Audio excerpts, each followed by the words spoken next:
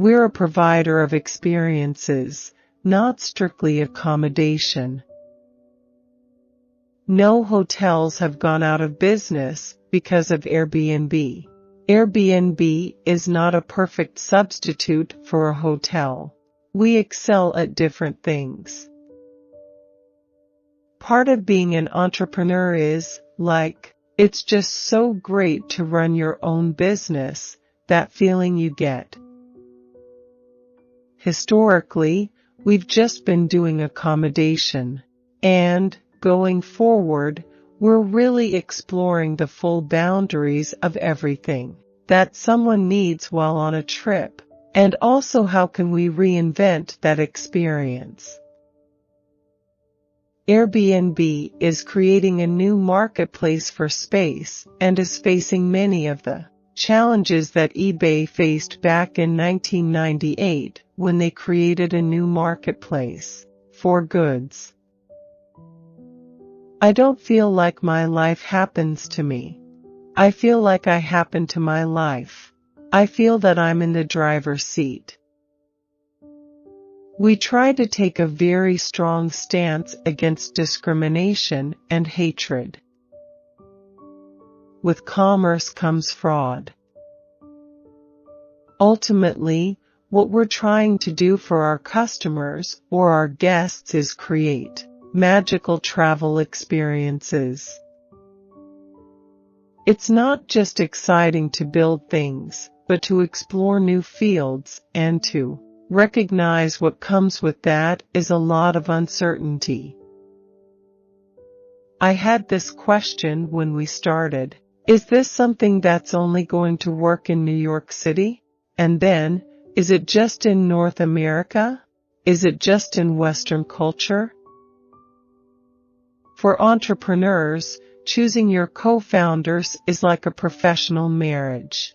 You're going to go through tough times, and you need to remember that ideas can change, but business partners can't.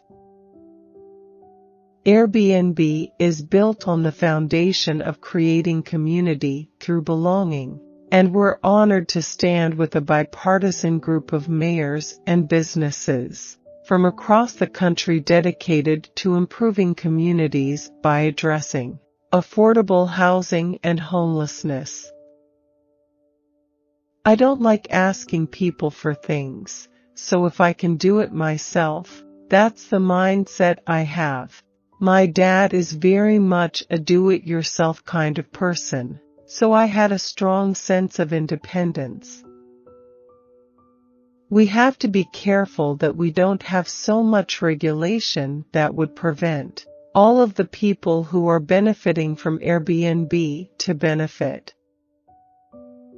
I'm married. I have a daughter, so I put aside time in the day to spend with them. My wife and I try to have a date night once a week. We schedule them all in advance. Deviants from around the world are trying to beat our system every day.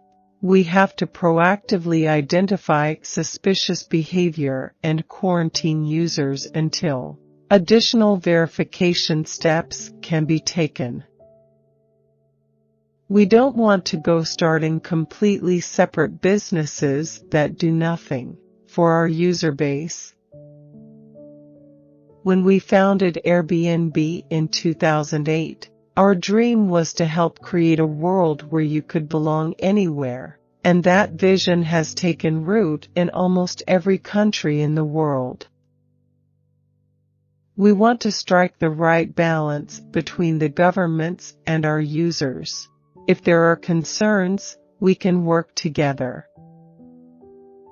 When you think about it, Airbnb is a great solution if your family is traveling with you on business and you need more space. If you're going for an extended stay, like a week plus, it's a great solution if you want close proximity to the work site and maybe there isn't a hotel across the street or whatnot. I actually almost made $1 million while in high school. Silicon Valley is super competitive and super expensive for talent, for office space, for everything. I don't like spending money. I like to keep things simple. I have incredible wealth, and I think there's a great responsibility to use this position to do good stuff. I realized that I'm increasingly in a position where I know a network of people, and I'm able to connect more or less anyone. Talking to hosts and asking them, "What does Airbnb mean to you?" I get amazingly heartfelt stories about the people that they met, about the money that they earned, about the mindset of empowerment they got through this, and how they then applied that to their own business. Being a father gave me a new purpose for existing. That newfound purpose has somehow given me the stamina and patience to take on the endless stream of challenges that come along with parenthood. I cannot deny that there are unavoidable, day-to-day trade-offs between being a parent and a professional. There are only so many hours in a day. More efficient workers are always in an employer's best interest. We're really creating a whole different kind of travel experience. One that really celebrates the different places, different cultures, the different cities, and immerses you in that culture. I think we've always thought that it's important to have a positive relationships with local government rather than taking a confrontational kind of stance. Some hotels are trying to dig their feet in and trying to say that Airbnb shouldn't exist, that illegal hotels shouldn't exist. And, of course, illegal hotels shouldn't exist. But when they say illegal hotels, sometimes they mean anything that's not a hotel. When you offer consumers choice, let them vote with their wallets. What we've demonstrated is there's an immense appetite to travel more authentically and immerse yourself in culture, as opposed to having a commoditized experience. Airbnb is dedicated to empowering people and communities through healthy tourism, and we have a long tradition of supporting local projects in Asia Pacific. There's a perception out there that Airbnb doesn't want there to be rules. We think rules would be fantastic.